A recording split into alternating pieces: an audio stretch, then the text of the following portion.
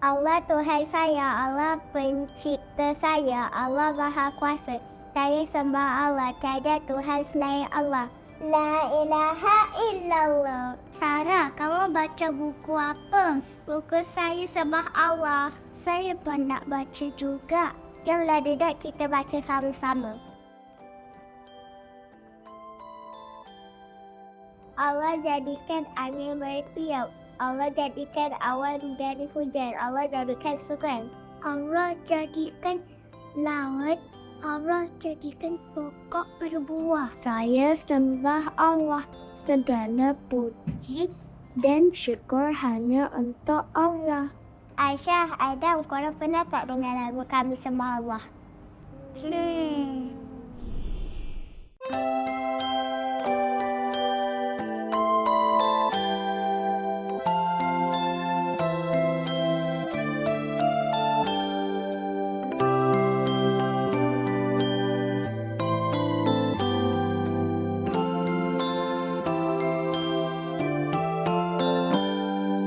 Langit yang tinggi, awan berarah, hujan yang turun siapa jadikan?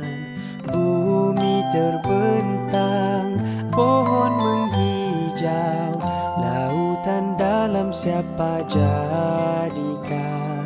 Kami sembah hanya Allah Tuhan yang satu.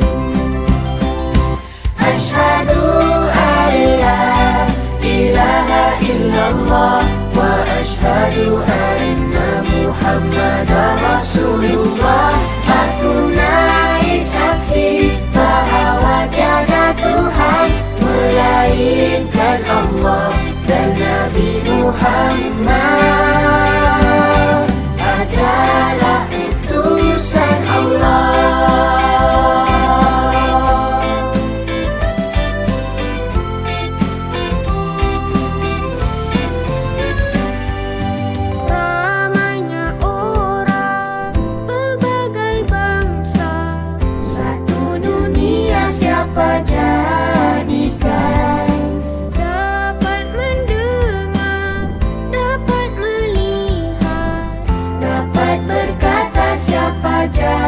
Jadikan kami sembah hanya Allah Tuhan yang satu. Asyhadu an la ilaha illallah wa asyhadu anna Muhammadar Rasulullah. Aku naik saksi bahawa tiada Tuhan melainkan Allah dan Nabi Muhammad adalah utusan Allah. Hanyalah kepada Allah kami mengabdikan diri. Hanya kepada Allah kami memohon pertolongan. Hidup dan mati kami hanya kerana Allah. Asyhadu an la ilaha illallah wa asyhadu anna Muhammadar Rasulullah.